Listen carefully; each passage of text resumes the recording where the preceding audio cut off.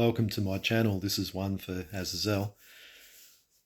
Just going to focus on this book, Pure Worship of Jehovah Restored at Last. But this time I'm looking at the first box, 1a, what is worship?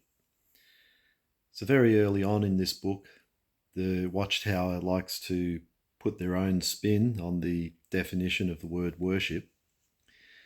And so I put the information from this box into ChatGPT just to highlight the logical fallacies and the problems with the Watchtower teaching.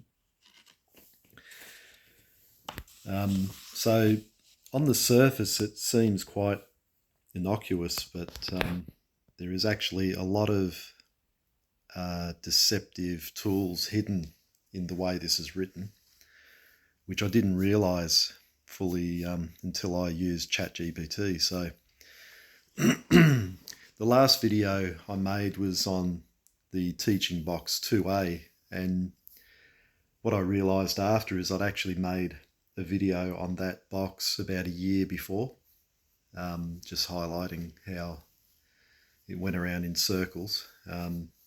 So I only realised that afterwards, but it's just good to look at it from a different perspective. Anyway, so this section that I've highlighted with the pen is the contents of that teaching box 1a. So it says here, what is worship? Worship may be defined as the act of showing respect and love for a God. In the Bible, the original language words rendered worship may convey the idea of someone showing respect or submission to creatures. Those words may also describe a religious act to God or a deity. The context determines how the words are to be understood. Only Jehovah, the Creator and universal sovereign, is worthy of our exclusive devotion. We worship Jehovah by showing respect for his sovereignty and by honouring his name. These two themes, Jehovah's sovereignty and his name, are featured prominently in the book of Ezekiel. The expression Sovereign Lord Jehovah is used 217 times in Ezekiel alone, and the statement, Know that I am Jehovah, 55 times. So they're really focusing on the name Jehovah, as they always do, which is quite prominent in Ezekiel.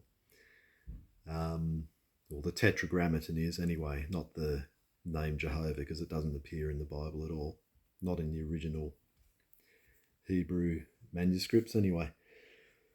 So they're really hammering that home. And we'll see why they focus so much on Jehovah's name as we go through this.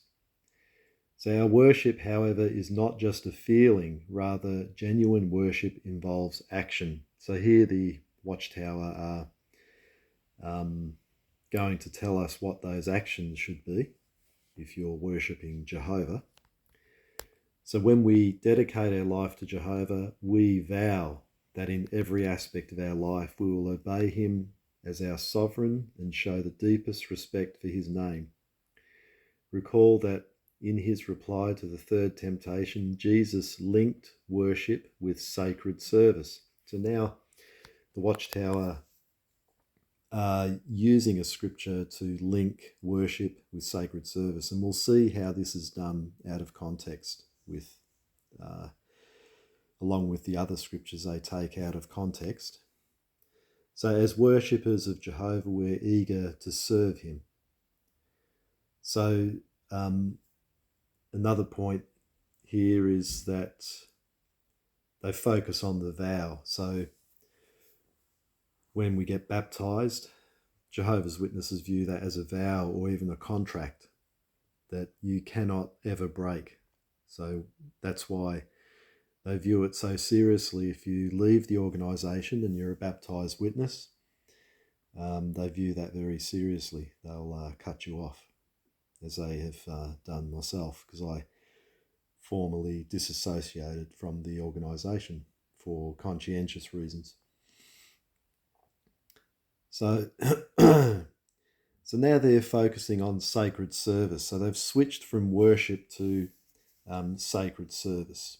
They've done that because now they want to hammer home the point that to worship Jehovah, you have to serve Jehovah. And serving Jehovah means serving the Watchtower Society, because it says it comes in many forms. We perform sacred service when we witness to others. So, of course, Christians would naturally speak about the good news, but for Jehovah's Witnesses, it's a requirement. You cannot be counted as one of Jehovah's Witnesses if you're not submitting a report. So if you don't tick the box to say that you've been witnessing this month, then you're not counted as one of Jehovah's Witnesses. Sharing in meetings. Well, naturally Christians would meet together, but meetings are almost mandatory. In fact, if you miss them, you'll have elders calling to see if you're okay and checking up on you to make sure that you don't, get into the habit of missing meetings. Then they have other corporate activities such as caring for and constructing our meeting places, which the Watchtower profits from when they sell them. And they profit by having free labour to maintain them as well. In addition, we render sacred service when we participate in family worship, so you have to indoctrinate your families in the Watchtower propaganda. But, Christian families may do that. They may have time where they discuss religious things, maybe in a more informal way, but it's more regimented in the Watchtower. Support relief work for needy fellow believers. So, many Christian organisations do that, but they don't do it just for Jehovah's Witnesses or just for their denomination, but Jehovah's Witnesses just do it for believers. Volunteering at conventions. This is all for the Watchtower. Serving at Bethel. So serving as a slave at Bethel so you can print the propaganda and make the propaganda videos. And then they say when pure worship, so now they've gone from worship to sacred service and now pure worship, so it's all one and the same to them. Pure worship is foremost in our minds and hearts. We'll render sacred service day and night. So constant work. You have to be constantly working to worship Jehovah acceptably, doing Watchtower work. And then there's this affirmation here. We delight in worshipping our God Jehovah. So, if you are not having delight in that, you don't feel that way, then there's something wrong with you. You're not worshipping Jehovah acceptably. So ChatGPT highlighted a lot of problems with this. First of all, there's the equivocation fallacy. So it explains what this is about. So the text in the box defines worship broadly. So it said, it could be worship to any creature. But then it shifts between different meanings of the word without clear justification. It first acknowledges that the biblical words for worship can mean showing deep respect to creatures, but later insists that only Jehovah is worthy of worship. This could be seen as equivocation, using the same term in different ways to lead to a particular conclusion. Now, Watchtower have the practice in their New World Translation of changing the word worship, which is from the Greek proskuneo, when it's worship to someone else apart from Jehovah, so even to Jesus, they change the word to obeisance. So it's like a lower degree of worship, more showing respect. just showing how they also twist the Bible to suit their doctrine where they have to. So they also do this with the way they use the word worship, and we'll highlight that, especially the scripture they used in Matthew 28, where the disciples fell down at Jesus' feet and worshipped him. We'll see why Watchtower's use of this scripture is just out of context, among others. So the other ones with begging the question and appeal to authority, these are good points, but they're off topic, so we won't consider those at the moment. So we have a false dilemma. So the text implies that worship must be directed only toward Jehovah without acknowledging the possibility of multiple deities or alternative forms of religious devotion. This presents an either-or choice when other possibilities exist. So the Bible repeatedly shows that Jesus was worshipped in a number of areas. So again, that's a point of contention. You could spend hours debating that with a Jehovah's Witness and just get nowhere. But the other broader way that you can look at this is, Christians say that their God is the only one to be worshipped, but then other religions say the same about their God, and they all use their own religious books to teach that. So, that's a false dilemma as well, isn't it, from that perspective? But we're not really looking too much at that. We want to focus on this from the point of view of a Christian outlook and look at Jehovah's Witness teachings. So the other thing is point 5, hasty generalization. So the text states that when pure worship is foremost in our minds and hearts, we'll render sacred service day and night. So using Revelation there. So they're saying that worship of Jehovah equals acts of service to the Watchtower Corporation. So they're using a scripture taken out of context, which we'll see later, to reinforce that worship of Jehovah is shown by serving the Watchtower Corporation. So this is another powerful tool that they're using, logical fallacy, to enforce obedience to the corporation.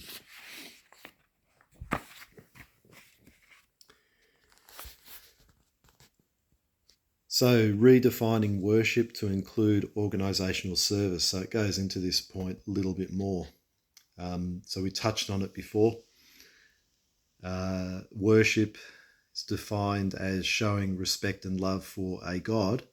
But as the box progresses, worship is increasingly described in terms of performing specific activities dictated by the organisation. So witnessing to others and reporting to the Watchtower, attending meetings at the hall, well, that's a normal part of worship. So then cleaning and construction, which are menial tasks for the Watchtower Corporation, as is volunteering at Bethel. So these are all acts of service to the Watchtower organisation, but they are presented as acts of sacred service to Jehovah. So the other aspect is we have an implicit authority transfer. So this has been highlighted by many ex-JWs on their channels, and it's been studied quite a bit. So the organisation seems to almost take on the role of God as far as obedience is concerned. So the text in the box equates obedience to Jehovah with obeying the Watchtower's expectations. The phrase, "we vow that in every aspect of our life we will obey him as our sovereign," suggests total commitment to Jehovah. But the examples provided are not directly scriptural mandates. They are Watchtower-specific activities. So Watchtower-specific activities are presented as scriptural, and that doing those is obeying Jehovah. So that's how the authority transfer happens. That's part of it. False equivalence between worship and corporate labour. So it's looking at this from another aspect. Traditional biblical worship includes prayer, studying scripture, and acts of faith. So that's across the board in all of Christianity. However, this text expands worship to include manual labour and administrative work for the Watchtower. By labelling these activities as sacred service, the organisation frames participation in its operations as a religious obligation, making it difficult for members to distinguish between devotion to God and loyalty to the corporation. So the Watchtower are very clever. They take these words, worship, sacred service, they redefine them, they mix them up, use them in the same setting so that they're, by the end of it, indistinguishable. So now we have emotional leverage. This is something that really used to bother me when I was in the religion, and I would always blame myself feeling this way, thinking, I haven't got the right attitude. So the closing statement, "We delight in worshipping our God Jehovah," reinforces the idea that true worship is inseparable from Watchtower service. This creates social pressure. If a Jehovah's Witness does not engage in these specific activities, they feel like they're failing in their worship. Well, even if you don't feel that way towards doing it, you actually hate doing it, which a lot of the witnesses do, then you feel like a failure as well, because you're thinking to yourself, why don't I delight in doing these things? So, it puts the problem back on the individual.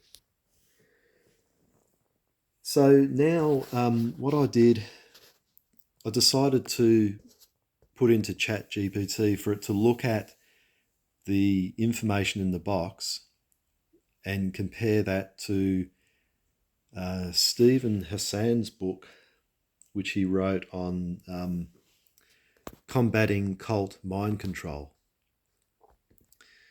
So he came up with the BITE model, which is behaviour control, information control, thought control, and emotion control. And through that book, ChatGPT was looking at the ways that the Watchtower is similar to the religion that Steve Hassan got caught up in, which was the Moonies cult. So they all use the same playbook. All the cults work the same way. They use the same tactics.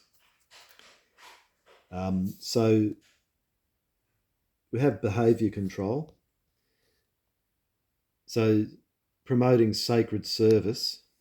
So sacred service is something that, you render to God in the way you live and your relationship with God, but they make it as service to the Watchtower and present it as mandatory. So the way they word it, it subtly enforces behaviour control by defining worship in a way that demands ongoing labour and participation in Watchtower activities. So it's not good enough to just go witnessing and talk about the hope, the good news. You also have to report that to the Watchtower as an example.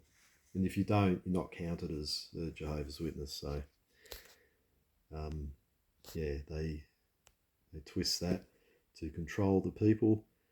They frame the dedication to do God's will as a vow, which means that you vow to do Watchtower specific activities. If you stop doing that, well, you've broken the vow, you're not serving Jehovah anymore. You can't do that without the Watchtower, according to them. And it's like a contract. So it's a very powerful tool for behaviour control, because it really made me think before I left the organisation, because I really felt in the initial stages of my waking up that still it may be the truth, and if I leave it, I'm actually rebelling against Jehovah. And it took me a while to straighten that out in my mind and to free myself. So yeah, it's a very powerful control tool. Shouldn't be underestimated. So now we have information control. The text quotes Bible verses out of context. So I drill down on that because I just wanted to know through ChatGPT what the results were for that, how that is done. So we'll have a look at that a bit more later. So yeah, defining key terms such as worship as organisational work. We've gone over that point. Avoidance of external religious ideas. Now this is a good one. So this is information control. The reader is led to believe that Jehovah's Witnesses have the only correct understanding of worship, and this isolates them from outside perspectives. So when you are a Jehovah's Witness, the view that you have and the view that is presented in this book here is that all other religions, including the other Christian religions, which are referred to as Christendom, they are all false religion and will be destroyed at Armageddon. So, again, on information control, they use loaded language. So sacred service is a prime example of loaded language. It reframes routine organisational tasks, such as cleaning, attending meetings, volunteering, as holy acts. By using religiously charged terminology, the Watchtower elevates mundane activities to spiritual obligations, making them harder to question. Guilt induction. This psychological pressure keeps members engaged out of guilt and obligation rather than free will. So, again, if you're not participating in Watchtower activities that they state you should be doing, then you're not truly worshipping Jehovah. So this is the fear, obligation, and guilt.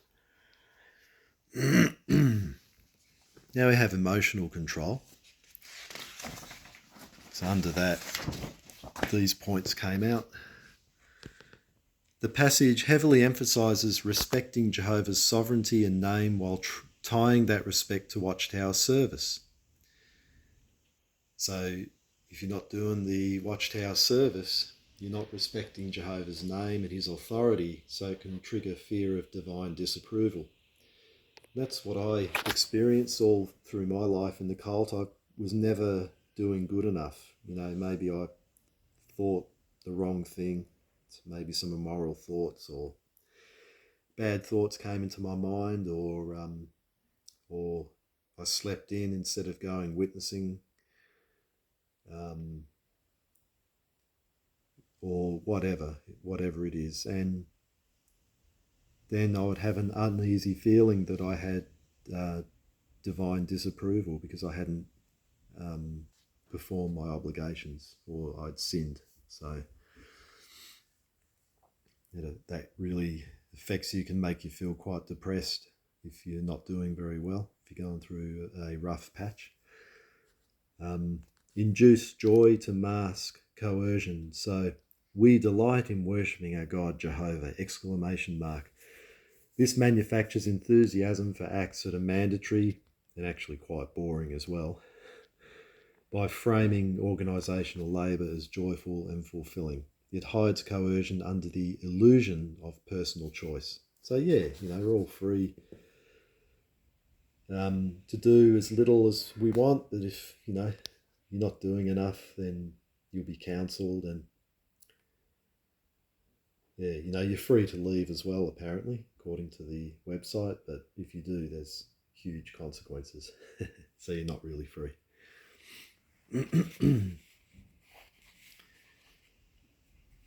So now I wanted to drill down on the taking scriptures out of context. So the first one that came up is Matthew 28, verse 9. It's used to suggest that worship can be directed toward creatures. This is interesting now. So Watchtower claim, the text states that the Greek word for worship can mean simply showing deep respect to creatures, citing Matthew 28:9 as proof. Actual context. In Matthew 28:9, Jesus' disciples worship him after his resurrection. And it quotes it from the ESV. And behold, Jesus met them and said greetings, and they came up and took hold of his feet and worshipped him. Now in the New World Translation, it uses the word obeisance, doesn't use the word worship, but if you look at the Greek word, it's proskuneo, or a variation of that, depending on the context. And proskuneo means worship. So ChatGPT also comments a bit on this. So it says the problem. The verse clearly affirms Jesus' divine status because the disciples worship him in a religious sense, not just as a sign of deep respect. So that's interesting. The Watchtower reinterprets the word worship to downplay Jesus' divinity, aligning with its doctrine that Jesus is not God. This ignores other verses where Jesus receives worship without correction, whereas angels and apostles reject worship. So Jesus receives worship in a number of areas, and he never corrects the disciples for doing so, whereas in Revelation 22, the angel says, "Be careful, do not do that. All I am is a fellow servant of God, worship God." So that's an interesting point. Now, if you're a Jehovah's Witness who's left the organisation, some of you may embrace the Trinity and some will, stay away from that. So we don't want to get tangled up in that debate because that will take away from this point. This is a very interesting point because this plays a part in the authority transfer that we had a look at before. See, the authority is being transferred from Jehovah, and they're bypassing Jesus to the organisation. So the organisation becomes the God that has to be obeyed. Now, because Jesus is such a key figure in the New Testament, the Watchtower has to get around that somehow. And they do it by downplaying Jesus' role. So whichever way you believe Jesus is God or not, is irrelevant. What the Watchtower are doing is they are downplaying Jesus' role. And we know that from the amount of times they mention the organisation Jehovah in their material and the few times they mention Jesus.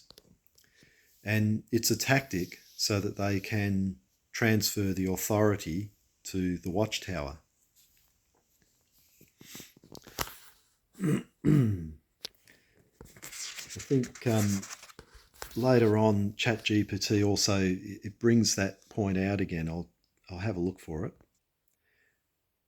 Yeah, just found that point. So the Watchtower selectively quotes and reinterprets Bible verses out of context to downplay Jesus' divinity, enforce exclusive worship of Jehovah while ignoring Jesus' role, redefining sacred service to mean labour for the organisation. So you see what they've done? In 3 moves, they've strategically put themselves in the position of authority. So it's all tactical. Downplaying Jesus' divinity, enforcing worship of Jehovah while ignoring Jesus' role, and then redefining sacred service to mean working for the organisation. And in those 3 moves, the authority is transferred to the Watchtower. So that is the agenda that Watchtower have, and this is how they do it. And the way this has been highlighted in this program is incredible. I've never seen it this clearly before. It's really good, this tool. So let's have a look at another prime example of how the Watchtower used scriptures out of context. We'll have a look at John 4:23 to 24. Let's have a look. Right. The Watchtower distorts the meaning of worship to support its denial of Jesus' divinity, contradicting how the term is used elsewhere in Scripture. John 4:23 to 24, used to justify exclusive worship of Jehovah. So the Watchtower claim, the text cites John 4:23 to 24 to emphasise that true worship is exclusive to Jehovah.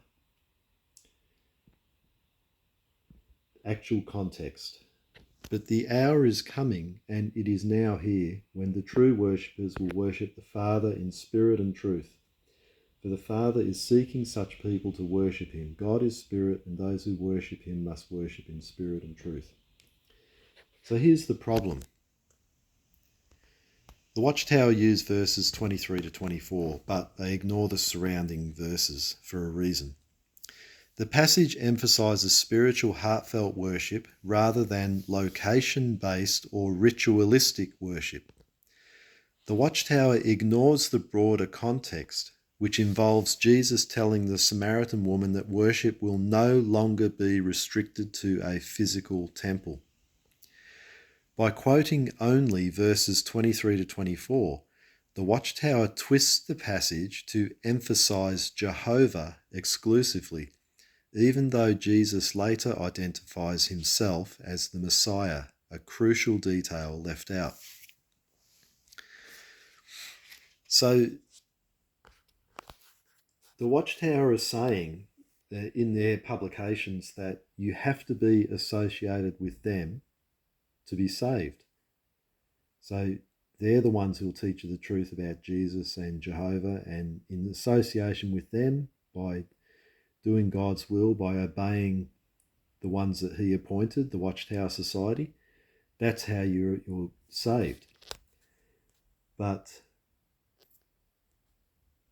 that contradicts the passage here in John 4, because there the Jews thought that to be saved you had to go to the temple and worship a certain way, but Jesus was saying that no, in the future people will worship with spirit and truth. And so he was saying that it's got nothing to do with rituals or location. So that point there debunks Watchtower's claim that you have to be associated with them to be saved. It's got nothing to do with that. So instead of teaching the correct thought in this passage in context, they take a couple of verses out of context to emphasize that we must only worship Jehovah. So they're very clever at manipulating the scriptures. And there's a few other examples you could go into, but make the video too long. So that was an analysis by ChatGPT of this box here, box 1A on page 10 of Pure Worship of Jehovah Restored at Last. So I hope you get something out of that. This is one for Azazel, and I'll see you next time.